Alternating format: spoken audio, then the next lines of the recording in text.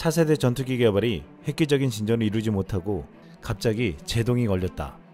대만 매체 언미디어는 최근 대만 국방부가 차세대 전투기 엔진 개발에 730억 원을 투자해 1단계 개발로 12개 기술을 개발했지만 2단계 개발에서 결국 중단되었다고 보도했습니다.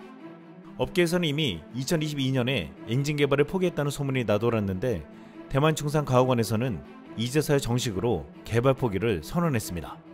그리고 이것은 최근 한국 KF-21의 번개 같은 개발 속도 때문이라는 말까지 나오고 있습니다.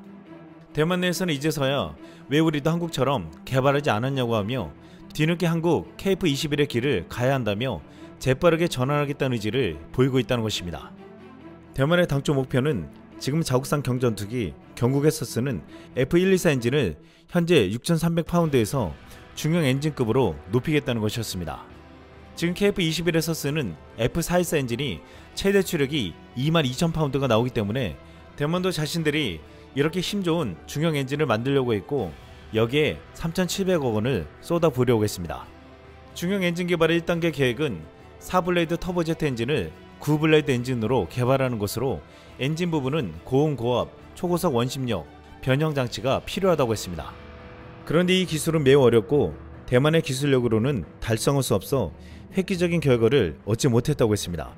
이 프로젝트는 대만 공군 차세대 주력 전투기 개발 사업으로 완성되면 차세대 전투기의 추진 체계로서의 엔진 연구 개발을 프로토타입 설계 및 개발을 위한 2단계로 전환하고 다양한 평가를 위해 2029년 9대의 시제기를 동시에 생산할 계획이었습니다. 그런데 상황이 좋지 않자 2026년에 6대 시제기를 생산하도록 변경되었으나 1단계 연구 개발에서 획기적인 발전이 없고 기대했던 목표를 달성하지 못했다고 했습니다. 그러면서 대만 매체는 한국의 KF-21 개발 프로젝트는 기술적으로 성숙한 미국산 F414 엔진으로 빠르게 개발되었는데 지금까지 대만은 뭘 하고 있었냐고 따져 묻고 있습니다.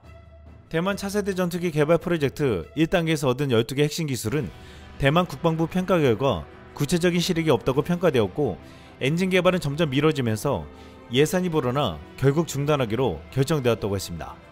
당장 중국의 위협으로부터 영공을 사수해야 하는 대만으로서는 하루빨리 차세대 전투기를 개발하고픈 욕심이 있었습니다. 하지만 지금 자체 개발은 인도처럼 실패했고 뒤늦게 한국을 바라보고 있습니다. 한국이 미국산 F414 엔진으로 빠르게 개발에 성공하자 자국의 힘으로 중형 엔진을 개발하려고 했던 대만은 지금 한국을 부러워하며 한국처럼 개발하려고 있습니다.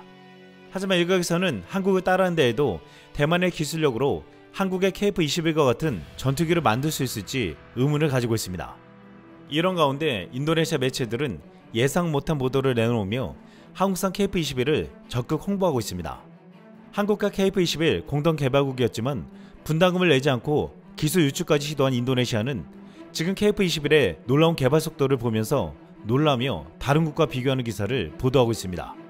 인도네시아는 아직까지도 한국이 그동안의 관계와 동남아 방산시장을 생각해서 자신들을 쉽게 내치지 않을 것이라는 기대를 가지고 있는 것처럼 보이고 있습니다. 인도 매체 조널 자카르타는 15일 외신 한국 KF-21 보라매 전투기 생산 시작 인도가 손가락질 당했다 라는 제목의 기사를 보도했습니다.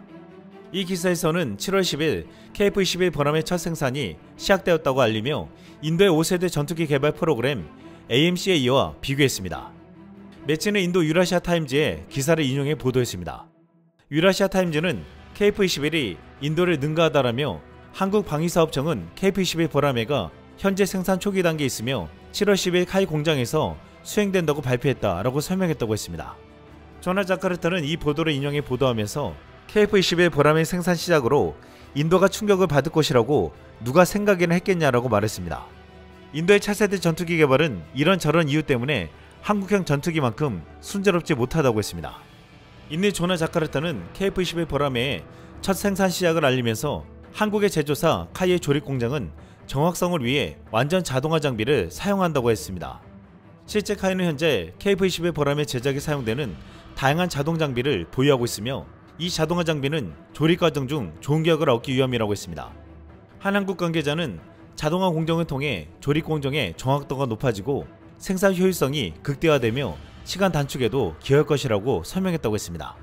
실제 KF-21의 놀라운 개발과 더불어 빠른 생산 속도까지 기대하고 있는데 이 자동화 시스템은 놀라운 속도를 내줄 것이라고 말하고 있습니다.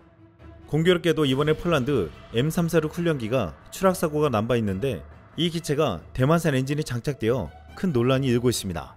그러면서 TOC 훈련기가 얼마나 안전한지에 대해서 재평가되고 있습니다.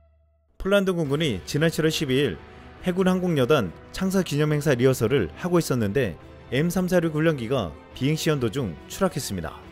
이번에 추락한 M346 훈련기는 미국 가레트사와 대만 아이텍사가 만든 F124 엔진을 사용하고 있습니다. 아직 추락 원인은 밝혀지지 않았지만 그동안 F124 엔진은 추력이 너무 낮은 문제가 있다고 했습니다. 평상시 가동률이 50% 이하였고 추락 사고까지 나면서 M346에 대한 논란이 커지고 있습니다. 폴란드 매체 디펜스24는 한때 FA50 36대 도입을 취소하고 고등훈련기는 M346으로 가자는 말이 있었는데 예상치 못한 사건이 벌어진 것입니다. 이에 지금 FA50을 최근 도입한 말레이시아에서는 한국산 훈련기가 가장 안전하다는 말을 하고 있습니다. 한 말레이시아 네티즌은 이번 추락 사고가 난 이후 각국의 고등훈련기 기존부의 소모율을 비교했는데 T50, FA50은 3%의 소모율을 보이며 5% 이상을 보인 경쟁 기종보다 안전하다며 지금까지 가장 안전한 제트기라고 말했습니다. 말레이시아는 앞으로 16기를 더 도입할 것이라고 하면서 한국산 훈련기를 선택한 데 크게 만족하고 있습니다. T50, FA50은 가장 안전한 훈련기뿐만 아니라 필리핀 공군에서는 중국과 상대할 가장 강력한 전투기로서의 유형을 자랑하고 있습니다. 지난 7월 10일 필리핀 공군의 FA50 4대가 피치블랙 2024 훈련에 참가하기 위해 호주로 날아갔습니다. FA50 피치블랙 훈련 참가는 T50 계열의 항공기가 타국에서 열리는 다국적 연합훈련에 처음으로 참가하는 것이라고 했습니다. 한때 FA50은 경전투기라 무장이 약하다고 무시당하기도 했지만 얼마 전 훈련에서 필리핀 FA50이 세계 최강의 전투기 F-21을 전투 시뮬레이션에서 격추시켰다는 소식에 위상이 높아지고 있습니다. 이에 필리핀도 FA50으로 자랑스럽게 훈련에 참가했을 것이라고 했습니다. 전세계 전투기 시장에서 이름이 없었던 한국은 미국산 전투기를 비싼 가격에 수입하고 막대한 유지보수 비용을 줘야만 했습니다. 하지만 이제 한국은 전투기를 생산하고 수출하는 국가가 되었습니다. FA50으로 전세계 시장은 물론 미국 훈련기 사업까지 도전할 전략을 세우고 있습니다. 또한 KF-21은 유례없는 속도로 개발해 양산을 시작하면서 벌써부터 블록2, 블록3로 진화할 준비를 하며 많은 국가들의 관심을 받고 있습니다. FA50부터 KF-21은 이제 한국의 대표적인 수출 품목이 될 것으로 보이고 있습니다. 이상 쓸멍이었습니다.